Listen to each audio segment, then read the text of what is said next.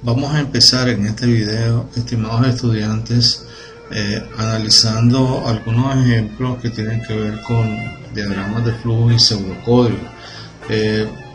Vamos a decir de que las ventajas de diseñar un diagrama de flujo, ¿verdad?, antes de empezar a generar cualquier código para un programa de computadora, son, entre otras, por ejemplo, uno, forzar la identificación de todos los pasos de la solución, ¿verdad?, del problema de forma clara y lógica. Otra podría ser establecer una visión amplia y objetiva de la solución del problema. Verificar si se han tenido en cuenta todas las posibilidades. Comprobar si hay procedimientos duplicados. Esto es importante para evitar dualidades, ¿verdad? Representar gráficamente la solución. Facilitar la comprensión a otras personas de la secuencia lógica de la solución planteada, ¿verdad? Posibilitar acuerdos en base a la aproximación común a la solución del problema. Y agilizar la codificación, ¿verdad? Esto es importante porque así tomamos menos tiempo a la hora de estar escribiendo código. Debemos recordar también, al momento de estar haciendo nuestros diagramas de flujo o nuestro pseudocódigo, algunos elementos que vamos a usar, como las variables. Las variables, ¿verdad?, en programación son espacios de trabajo, pueden llamarse contenedores también de datos, que son reservados para guardar valores. El valor de una variable, como su nombre lo indica, puede cambiar a lo largo del programa, ¿verdad?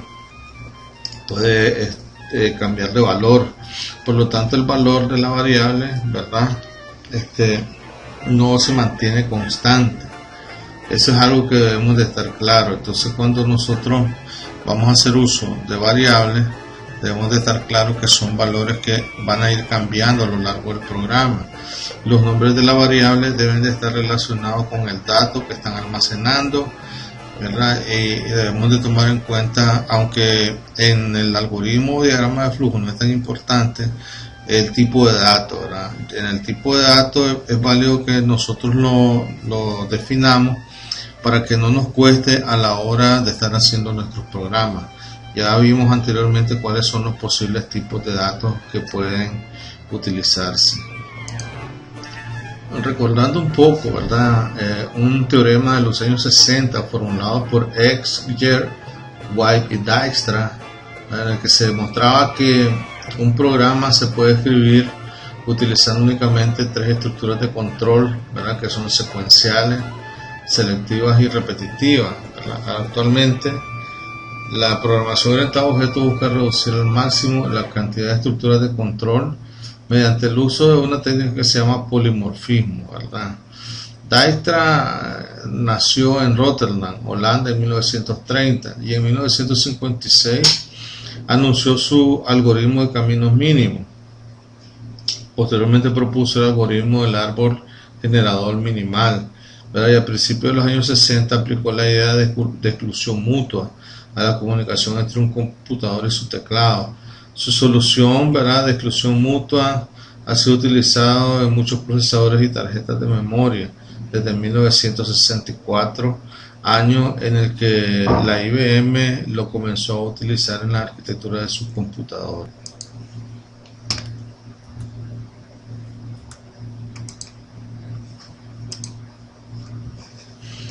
Nosotros vamos a ver a lo largo de estos ejemplos, ¿verdad?, algo que se conoce como estructura secuencial o instrucciones secuenciales, ¿verdad? Una estructura secuencial, ¿verdad?,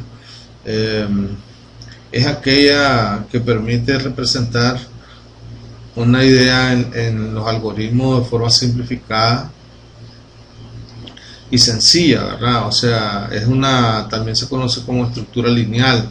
Son instrucciones que deben ejecutarse en forma consecutiva, una siguiendo a la otra, ¿verdad?, siguiendo una línea de flujo que, como sabemos, en la programación clásica va de arriba hacia abajo, ¿verdad?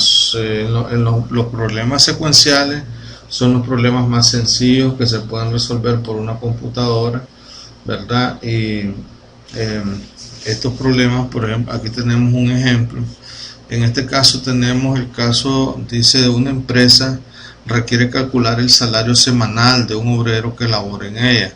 El salario se obtiene utilizando la siguiente fórmula. Entonces tenemos la fórmula, ¿verdad? Aquí tenemos que salario es igual a horas por 20 que vale la hora, si la hora es menor o igual que 40, y el salario vale 800, perdón, el salario se va a cobrar, ¿verdad? 25, el valor de 25 si las horas sobrepasan las 40 horas.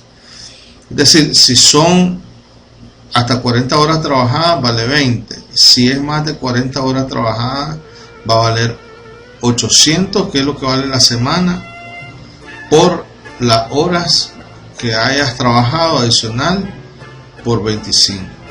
Esas horas adicionales se van a cobrar en 25. Entonces procedemos a ver el diagrama. Empieza con el inicio, va a terminar con el fin. Aquí tenemos un rectángulo que es el que me define las variables que voy a utilizar. En este caso voy a usar la variable salario y la variable horas. Luego el paralelepípedo, que significa entrada-salida, este símbolo. Y aquí vengo y pongo la lectura de los datos de entrada, ¿verdad? En este caso voy a leer horas. Y luego, ¿verdad?, aquí vengo y hago la pregunta. Las horas es mayor que 40, ¿verdad? Sabemos de que este símbolo que tenemos aquí es el de toma de decisiones. Y entonces aquí pregunto, ¿las horas es mayor que 40? En caso de que las horas sean mayor que 40, si es sí, entonces viene y calcula salario, ¿verdad?, igual a 800 que vale la semana, ¿verdad? Estamos hablando de 40 horas semanales por 20 da 800, más en caso de que hubiera trabajado horas adicionales, esas horas adicionales menos las 40 horas de la semana por 25. Esto sería el salario. En caso de que no, ¿verdad?, de que no haya trabajado más de 40, entonces su salario va a ser las horas que él trabajó por 20, ¿verdad? Este es un conector que me traslada de la línea de flujo de aquí hacia este lugar, y aquí el símbolo de entrada-salida, escribir salario, y aquí escribo salario y finalizo. Tenemos este otro diagrama de flujo. Aquí dice, permite leer dos valores distintos, determina cuál de los valores es mayor. Entonces viene, lee. Aquí tenemos en este caso un símbolo, ¿verdad?, que es un mensaje. Los mensajes se escriben entre comillas y utilizan este símbolo, ¿verdad? Entonces puedo a veces obviar este símbolo y también escribirlos acá, pero a veces es mejor hacer la diferencia, ¿verdad? Aquí tenemos un símbolo de texto, un mensaje de texto que va a la pantalla. Luego tenemos el símbolo de entrada-salida de datos. En este caso se lee, esto es lo que quiere decir leer A y B. Se lee la variable A, se lee el variable B, y después se compara. A es igual a B. Si el valor es sí, entonces se vuelve otra vez y se manda un mensaje. Los valores deben de ser distintos, ¿verdad?, porque necesitamos escribir cuál es el mayor. Si los valores son iguales, entonces no cumple la condición, entonces no se podría tener un mayor. Entonces, si estos valores no son iguales, viene y se pregunta acá, A es mayor que B. Si A es mayor que B, entonces se escribe A es mayor, pero si no, se escribe B es mayor, obviamente, y luego ya se sale. Fijémonos en este diagrama que nosotros estamos mandando a la pantalla a imprimir valores utilizando este símbolo, que también es válido usarlo. Entonces podemos mandar a imprimir la pantalla con este símbolo, o podemos mandar a imprimir también con este símbolo. Ambos símbolos son permitidos en la ejecución de nuestros diagramas de flujo. Aquí tenemos un tercer diagrama de flujo, ¿verdad?, en la suma de dos números enteros, inicio y fin, ¿verdad? El cuadrado que me sirve para el rectángulo, perdón, que sirve para definir los valores que que van a trabajar las variables. En este caso vamos a tener 3 variables, n1, n2 y suma de tipo entero, ¿verdad? Luego tenemos el símbolo de entrada y salida de datos, leemos n1 y n2. Luego tenemos el símbolo de proceso, los rectángulos son símbolos de proceso, y aquí venimos y mandamos a decir suma es igual a n más 1 más n2. Este va a ser el valor que va a almacenar suma. Y luego el símbolo de entrada y salida de datos, escribimos suma. Si nosotros observamos en este diagrama de flujo, ¿verdad? No usamos como en el caso anterior, ¿verdad? El símbolo de pantalla. El símbolo de pantalla también lo podemos usar o es opcional usarlo. Aquí estoy mandándolo a imprimir directamente con el símbolo de entrada y salida, ¿verdad? Y este sería el tercer ejemplo. En el cuarto ejemplo aquí tenemos un diagrama que va a permitir determinar la hipotenusa de un triángulo rectángulo, ¿verdad? En este caso, por ejemplo, aquí tenemos el triángulo rectángulo, tenemos la hipotenusa, tenemos el cateto, los dos catetos, ¿verdad? El adyacente y el opuesto, y tenemos el ángulo de 90 grados. Para calcular la hipotenusa va a ser igual a cateto al cuadrado más cateto b al cuadrado, raíz cuadrada de eso. Esa es la fórmula. Veamos entonces la solución. Aquí tenemos inicio, aquí tenemos el fin. En el rectángulo nosotros tenemos cateto A igual a 0, cateto B igual a 0. Leemos cateto A y leemos cateto B. Luego mandamos a ejecutar la fórmula i igual a raíz cuadrada de cateto A más cateto B. Y luego, usando el símbolo, fíjense, aquí usamos el símbolo de pantalla. Usando el símbolo de pantalla, mandamos a imprimir hipotenusa a la pantalla. Eso es lo que queremos decir acá, ¿verdad? Y finaliza nuestro ejercicio. Como vemos, estos son ejemplos de estructuras secuenciales, ¿verdad? A excepción del primer caso que nosotros vimos, que utilizábamos una instrucción selectiva, ¿verdad?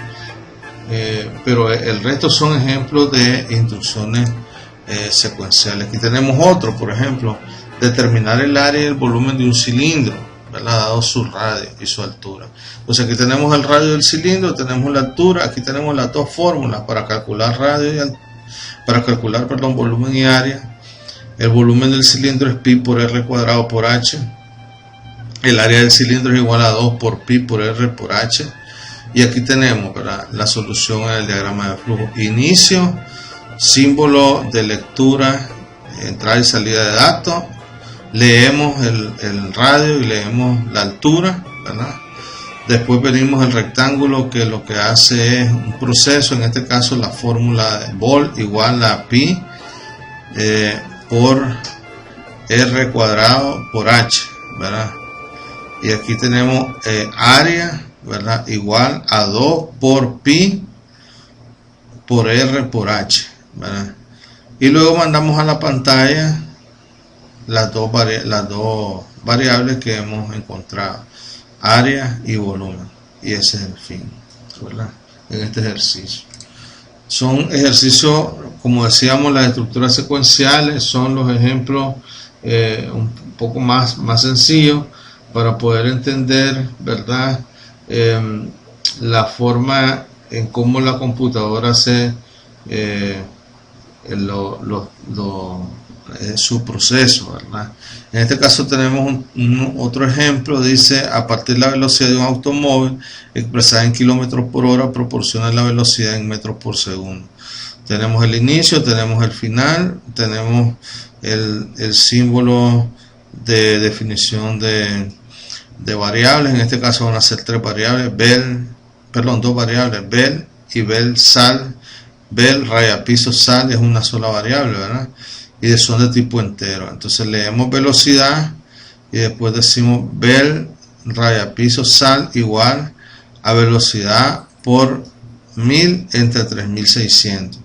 Y escribimos velocidad, raya, piso, sal, ¿verdad? En este caso quiero aclarar lo siguiente, en vista de que ambas variables las definimos de tipo entero, ¿verdad? El programa no va a devolver un error al momento de ejecutarlo, aunque hubiera sido lo correcto tal vez que bel reapiso sal la hubiéramos declarado de tipo real en vez de tipo entero, porque lo que estamos almacenando son valores enteros, perdón, reales, ¿verdad? Entonces, pero el programa lo que va a hacer es hacer un truncamiento. Entonces, cuando estemos viendo MATLAB, vamos a darnos cuenta que MATLAB lo que hace es que automáticamente trunca el valor decimal y lo va a truncar al entero superior o inferior. Entonces, pero sí tenemos que tratar de hacer nuestros programas definidos, ¿verdad? De una forma en la que nuestras variables no tengan algún tipo de confusión, ¿verdad? Eso es aquí tenemos el último ejemplo, ¿verdad? En el caso, por ejemplo, de diagrama de flujo que calcula lo que cuesta la energía consumida por los siguientes componentes. Los componentes, ¿verdad? Si el precio de la electricidad es 8.5070 centavos el kilovatio hora. Entonces aquí tenemos, por ejemplo, frigorífico, halógeno y horno, ¿verdad? Y entonces aquí tenemos la fórmula. Entonces, de voltios a watts de voltios a watts, la fórmula es 2 por 220 por 0.04, y de ohmios a watt es ohmio por I elevado al cuadrado. En este caso, por ejemplo, tenemos que los frigoríficos están dados en watts, ¿verdad? Aquí el precio del kilovatio es ¿cómo se llama? Está dado en centavos por kilovatio hora, ¿verdad? Entonces no tenemos problema. Aquí pero tenemos 200, los halógenos, dice 15 halógenos, 220 voltios, 0,4 amperios. Entonces ahí vamos a hacer uso de la fórmula que tenemos acá, B reapiso W, que va de voltios a watts. Sabemos que son 240 minutos los que están consumiendo. Y en el caso del horno, ¿verdad? Tenemos que está dado en ohmios por amperio. Entonces hacemos la multiplicación ahí y por el tiempo. Vamos a ver, dice aquí, esto está dado en un pseudocódigo, no está dado en un diagrama de flujo. El pseudocódigo es similar, fíjense bien, ponemos pseudocódigo, ponemos la palabra inicio, la palabra final y comenzamos. Las variables van a ser frigo, alog y horno de tipo real. Y aquí tenemos otras variables, R frigo, R alog y R horno de tipo real. Entonces en el pseudocódigo venimos y después de declarar las variables, lo que se hace es que se procede a la lectura de los datos que van a participar. En este caso dice leer frigo, en este caso leer frigorífico, ¿verdad? Sabemos que frigorífico pues nos va a dar 200 watts. Entonces el cálculo para ver el resultado de frigorífico va a ser igual a frigo por el tiempo, en este caso 18 horas, ¿verdad? Porque aquí el cálculo nos está dado el precio por kilovatio hora. Entonces frigo por 18 por 8.5. Ese va a ser el valor de frigo, lo que va a pagar por el frigorífico. En el caso de los halógenos dice leer halógeno. Los halógenos, ¿verdad? Leemos los halógenos. Los halógenos va a estar dado la fórmula, en este caso halógeno, por 220 por 0.4, ¿verdad? En este caso, aquí hago la conversión de voltios a halógeno, a watts. Y esto lo multiplicamos por 240 minutos entre 60.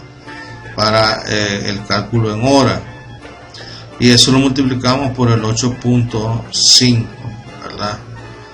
En este caso ahí nos va a devolver el valor para el horno. Y horno, en este caso horno lo multiplicamos lo dividimos en este caso entre 1.2 elevado al cuadrado, ¿verdad? Por 5400 segundos, que está entre 3600 que son los segundos por hora, por 8.5, ¿verdad? Que es el valor, y eso me va a devolver el valor de el kilovatio, el valor en centavos por kilovatio hora para el horno. Luego solo mandamos a escribir frigorífico, halógeno y horno, ¿verdad? Y ese sería el resultado de los tres ejercicios, perdón, de los tres componentes que tenemos acá, para saber sus valores en kilovatios hora. Vamos a ir haciendo más ejercicios de este tipo, ¿verdad?, a lo largo de el curso.